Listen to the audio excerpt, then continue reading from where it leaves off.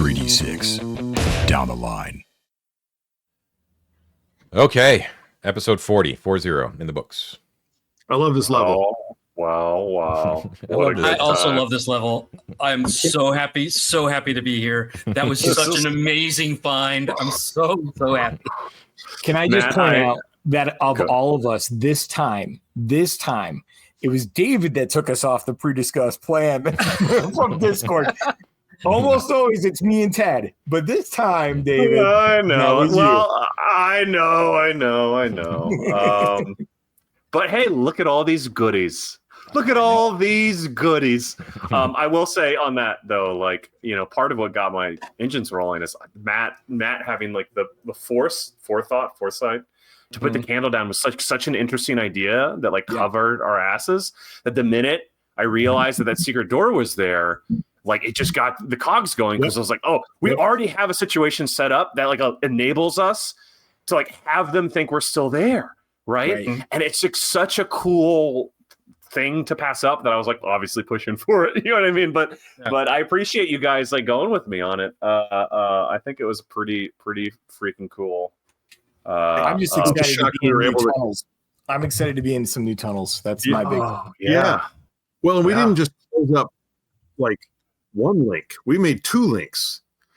Like we showed up at the bridge between the two parts of our maps, and that was way unexpected. So and really valuable, which was a big thing Matt wanted to do, right? It's like to bridge these connections. And we've not just done it, we've done it in the best way we could. I mean, it really panned out in an incredibly useful way. Yes. Like, think about it. Like right now, we have the ability to, with that hole, we could hire some guys to go near that hole and make a bunch of noise. Yes. And I feel like an idiot now because I remembered it vaguely, but I couldn't remember where. I do have a scroll of magic mouth. So I could have technically, although I would have burned it. I would have burned it, and I would rather memorize it since I can memorize it, but I could have cast magic mouth and created a sound bait there too, which we still could do. That's another thing that makes for a really interesting tactic with Geralt, especially if we've established that he's like on the defense and really, really on guard. A magic mouth that like seems really aggressive and pressing all the time is again, like Matt has talked about, like Mike has talked about, everyone's talking about, like a pressure point to really just antagonize him. If that's what we want to do. I mean, we did also talk about how maybe we want to get out of that like whole trap, but it's interesting. It's very fun. What I think is interesting is that we worked out that we kind of put him on the defensive, right? He put guards at all of his entrances. He's at some point we're going to aggravate him to the point where he's going to go on the offensive and he's going to send monkeys after us, and we're going to come up on the surface and there's going to be Tresco, Cisco. Hi guys. It's not going to be pretty. But I'm really curious about whether or not we're going to hit an attrition point for him, because I can't think that he can shrug off the loss of like you killed like nine monkeys, yeah. And if we had dropped that big guy, and I cannot believe that he fucking lived, dude, I think he would have hit like in one of John's pre-discussed like attrition points for that faction, because he's got 3 of those big monkeys that we know about, right? Yeah, that would be like a big chunk of his forces. It'd be huge. And if he's putting 9 guys plus a big monkey at that entrance. And we got to think that he also knows about the pyramid. And we also got to think that he knows about at least 2 other places, right? We might have almost wiped out a quarter of his forces just in that one encounter if we had dropped the big monkey. And you can't sustain losses like that.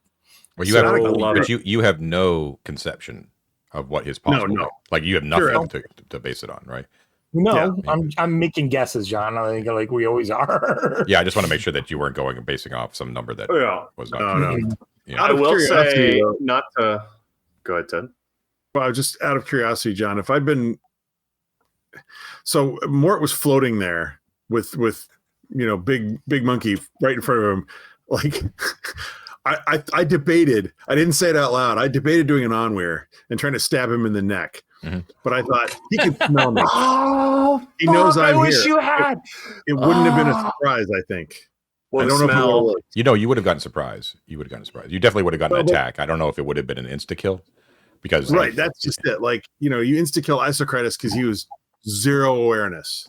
That's right. And Also, Big Nicky here knew I was there. He just there were some commenters on the assassination episodes where people were saying like, why didn't you just there's always a chance of failure, and I was like, the only reason there wasn't, it was because David made sure to negate any chance, like you know what I mean, like I think that's a great discussion point, John, right? Because we talked about it then. Sorry, were you going to say more? Go ahead.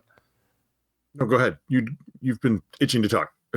Oh no, I was just agreeing with John, but I thought John might have another thing. Oh, me? Say. No. That's yeah. Oh no, I like it's something like, I mean, it's a great point, Ted, and it's something to consider, right? Like we talked about like how we weigh. Obviously, I'm biased because I did it, but how we weigh, right? Like rationalize just letting it happen, and not.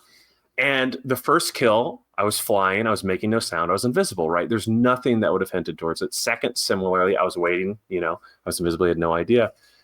If John had not indicated that they basically knew they were on guard, they smelled something, they were pretty suspicious, right? If it was, any other situation, you probably would have gotten scot-free. This is a good answer to what the discussion was, right? Like you would roll for it, I think, every time in a scenario like this. Because there's reason enough for someone to be on guard. I'm beating a dead horse, but I think it's interesting to see the kind of loop close on that discussion using these two examples in my mind. Yeah, is that fair to I say? think also there's a big difference between shoving a dagger into a man-sized throat, right, and shoving a dagger into a giant 8-foot-tall 4-armed baboon's throat. while you're hanging, stab him in the neck, and you might not kill him. While you're free hanging from a rope, like you don't have leverage or anything like that. But I would have. I mean, I'm able to think about it in retrospect now. I don't know how I would have ruled it on the moment, but I definitely would have given you some sort of huge thing. I mean, I probably would have done something at least equivalent to like a thief backstab, and then I probably definitely would have triggered a morale check like right away, like right after the damage. I probably would have done something like that. I was hoping you drop your lantern on him or something cool. That's fun. Line them apart. I will say this, not to be the pessimist, but we now know, we already kind of did, but we now know even with this insane magic wand, that guy's standing. Yeah. Right. So three of those guys are like 50 of these baboons, y'all. Like, so back to the concern of like frontal assault, sneaking, like using, if we are attacking, how are we attacking? It's a great example again that we never want to be caught like face to face. As powerful as we've become, we do not want to be caught face to face with these guys. To be clear, you fucked him up like pretty good. Sure. Like he went running. Like the moment that you did a double blast on him, he was like, fuck this, and he was out of there. Which is the first time you've actually forced a retreat from one of these forearm guys. But it was very obvious that this guy was like, I've had enough. I'm gone. But I mean, it was also probably the sight of all of his minions just being wiped out immediately. It was nasty. So that how badly that could have gone for you was also that was like a very fine. It was a touch and go there for a minute. The only reason that you succeeded so well is because you won that initial initiative roll after the first wand. Yeah, it got off the second blast. If you hadn't, things could have gone a very different way. The other smart thing was that Ted, when Mort was hanging there, that you said immediately, like you yanked on the rope and asked to be pulled up again. If they were able to like pinpoint you with the scent, they would have had to. The big guy could have just swung wildly and probably hit you. You wouldn't have been able to dodge out of the way. You were free floating in the air. You know what I mean? Yeah. So all he's got to do is touch the rope. You know what I'm saying? But you played it great, John. The luck was on your side and smarts was on your side. So, I looked up our notes. By the way, we know of 3 4-armed apes. It's Cisco, Tresco, and Ersko. Ersko. Is the third one. The chef. Yeah, the chef guy. But you haven't met we've yet. not seen him. Yeah. But we like there's 4 because John told us there's 4. Well, Cisco we've seen, and Tresco we've seen, and both of those guys didn't have the broken tusk. Right. So this is either Ersko or some other one that we don't know about. Yeah, so it's Cisco and Trefco, just to be clear. And Trefco was I've said it wrong too. Trefco was the older one, and was also the one that seemed amenable to possibly being talked to, but it wasn't. It definitely wasn't this one. This one you're probably going to walk down. This one was the one that actually had like the cultured voice, like much more command of Arcantian than Trefco or Cisco did. Chef. There's still a world in which we can talk to these guys, but it's probably only in Gerlad's, ashes. A quick question, John, and also a comment, Ted. I would never wish this upon you, but if Mort had died exactly like Squeegee in a single round, It's just the fate of all it's not goblins. that I would be. It's not that I would be happy, but it would be the symmetry of it would be so beautiful. You know Poetry, what I mean? really poetry. Yeah. Oh, I wouldn't go beautiful. No, not in a brought into mean-spirited way. It's just like it would be so. Yeah, But you get back to the broken head, and you tell Codswallop, and he's like, "Oh boy, You're the goblin now, buddy." Yeah, that's true. And then John, the question I have, real quick, is just, I mean, you mentioned morale rolls. Is that situation one in which the circumstances are so extreme that there's no point in rolling morale? You just sort of like make a discretionary call, or were you making like a morale roll in the background when we blasted everyone but him? No, I didn't even roll. Like there was 9. He had 9 minions. It was just and he got extremely hurt. Like he did not. Yeah. He suffered a lot in that battle. So there was just. And I would say, and that's another situation in which, and the reason I ask, again, I'm biased. In such extreme circumstance, rolling morale and for some reason them succeeding at the morale sort of biases in a way that I think doesn't make sense to this situation, right? Like, so it's an example of like, well, we have a system for something, but maybe this isn't the time I should use it, which is counterintuitive. Maybe, I don't know. It's a topic for discussion, but no, I don't know. Morale. There'll probably be an exception next session, of course, but morale in my mind is that it should be in the midst of combat where there's like a serious scrum. Right, where people are like really going at it, like multiple blows and positioning and all that kind of stuff, and then what turns the tide and causes people to think twice about like, I don't think we should keep going with this. You know what I mean? Yeah, absolutely. But where it's more of an out of combat situation, I think, when you're taken by surprise like that, it's just the other factor too is that it's quite likely. I mean, you guys would probably be able to surmise this, that he was probably under orders to do. You know what I mean? To do something. Also very fair. Right. Yeah. And that I was just going by what he was told to do, right? If certain shit went down. I think especially since they went to the throne room and then all sat behind the throne room door. So there's probably a lot of fortifications in that really large room, is my guess. You don't know if they sat behind the door. Remember, you waited for a solid 3 turns watching them that mosaic before they actually crept out of that door. You don't know where they went. Yeah. Right. I mean, that's a logical place for them to be, is behind that one. Very I true. was curious because we haven't had this come up very much before, but the part of the session where Elizabeth was actually like kind of getting shaken a little bit by us following off, getting off the plan, getting into new areas, and as somebody who's kind of new to this old school play style, I'm curious, like, okay, so logically, what that meant to me that this priest would do is, kind of like what I did, like try to comfort somebody. Is that really kind of the way that it works? It works for me. School? Like I made that call on my own. There's no real hard and fast rules for that. It's just I think it says that if they're put in extreme circumstances or danger, too much danger, that they have to make a loyalty check. I just did that because I realized that I hadn't been calling for those checks very often, and that I should probably start doing that. And I just realized that Yost and y'all are well seasoned. Y'all, first of all, doesn't have to make them because he's in your debt.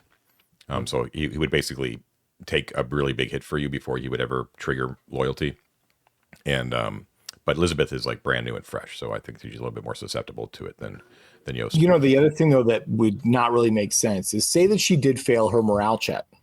Where are you going to go? Are you now going to go by yourself through those tunnels where we fought giant spiders, giant lizards, and all the rest of that stuff? No, it would just be that she would want to try to leave your employee as soon as possible. But she's not an idiot. She knows like safety would be with you guys. But the moment that she was brought back to Haven, she would just be like, I'm done. If she failed that check badly enough, would she just like panic and just run off? Depends on the circumstances. In those circumstances, combat, I would say, yeah. In the midst of combat, yes. But in a situation like this, she would just be like, listen, I'm not into this anymore. I'll stick with you guys, but and just realize, Matt, that neither David nor I, and probably not Ted, would let her go off by herself, knowing where our 80,000 gold pieces are. Yeah. Oh no. So Wait, like, I'll be like, I'm leaving with you. well, she wasn't there with us when we found it, so she may probably have heard of it. No, she wasn't. She came when we came back. Yeah. I want to say I love how the morality of this party has really started to bend as we've gained more money. listen to Mike, who once was so pure of heart, saving the old man when we were trying to escape Plunger Town our first go, and now, no, or an Axamander. Yep, I'm neutral, baby. You. I'm not chaotic. Oh, that's true. That's self-serving. true. I thought you were good. Yeah. That's funny. All right. I really am excited about these artifacts. I hope that they're legit, and I fear that Matt is probably right and that they're a ruse, because not a single trap on them. Not that we found so far, right? But unguarded, untrapped. I mean, Larrel's was also out in the open, though. I mean, but at least they were disguised. Yeah, it had a thing, right? Everybody, there's always a thing. There's always a thing. Yeah. I mean, there's no reason to assume they aren't all trapped, but it's why I was asking about like the murals, because I was wondering, like, is the one item we can pull out of this the ashes, right?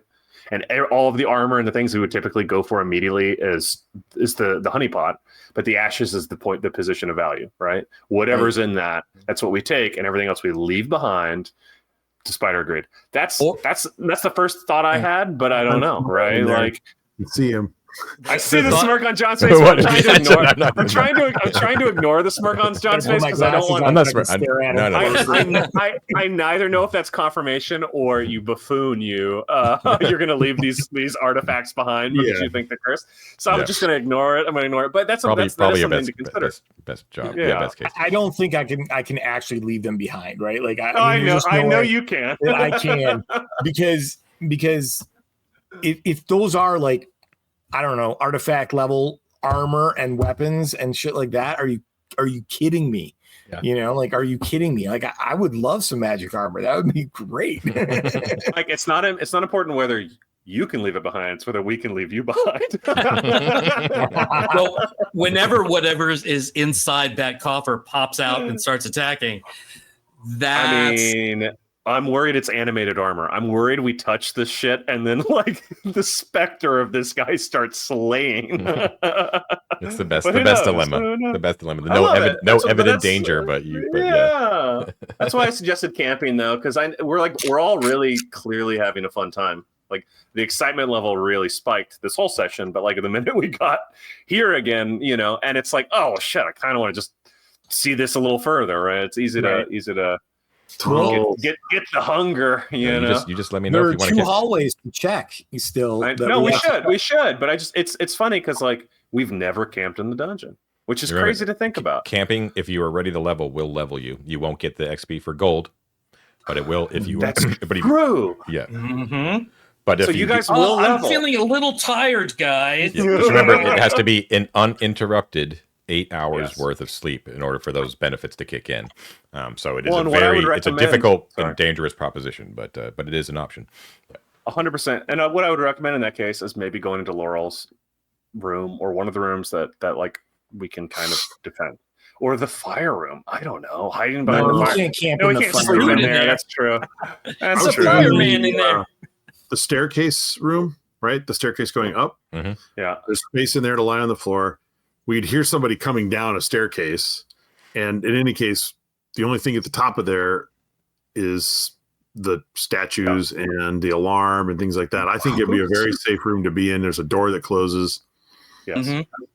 I think right. Except for the good point that Matt made about getting back out of the Hall of Heroes, obviously that's a secure place to sleep. So if there's a means of us returning, that's already been a discussion in the group of maybe like a place we set camp in the future anyway. But that's also just something we could always recall that, like, I don't think anyone's going to get in there if we can get out. Big if. Yeah. So if we camp here, which I'm not opposed to, I would say let's check that hallway south of the fountain room first for that. And then the hallway west of the Laurel's room. Absolutely. The other thing is as we are leaving this level of the dungeon or wherever, assuming we do leave, right? Don't forget there's that hidden alcove over in that little spider nook too. Mm-hmm. Yeah, we didn't really properly explore that. No, because we were in too much of a rush to not die and get out. Mm-hmm. Can you pull a bucket out of Leryl's sack? Absolutely, I can. A bucket, yeah. We could fill a bucket with the fountain water and throw it on that fire too if we wanted to try something. Don't forget too, if you camp in the dungeon too, you could read magic and interact. Well, that's the reason I wanted to do it. I wanted to get read magic and immediately read it. Right. Yeah. If I get read magic, Matt levels up and gets some detect magic, detect evil, or whichever he prefers. Then we're in a really good position, not only to explore this area, but to exit strongly if anything waits atop for us, which is still a concern for me. Although I don't think it's something that's going to happen immediately. It's something worth considering. Anyway, so yeah, stuff, we'll have to talk about it on the Discord. So we'll let we'll fade out here as we discuss our plans for the